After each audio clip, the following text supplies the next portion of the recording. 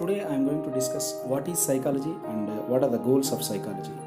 The word psychology is derived from two Greek roots, psyche and logos. Psyche means mind and logos means study or knowledge. Psychology is the study of mental processes and behavior.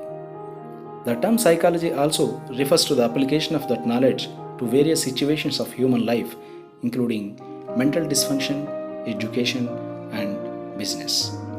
Thinking, observing environment, using language, mental processes including complex experiences such as joy, happiness, the act of lying also the part of it. Every single individual behaves differently in any given situation.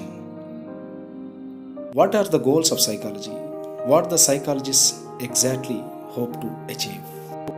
Psychology's ultimate goal is to benefit humanity. The goal of science of psychologists are to describe, understand, predict, and control. You can also understand these basics with a little effort of observation and practice. In case of any abnormal situation, take the description of entire situation, keeping the environment also in mind, and make a note of all the important points to analyze. Once you analyze the situation, you can come to an understanding why this abnormal behavior has happened. After understanding, you can predict over the future situations and take control of it.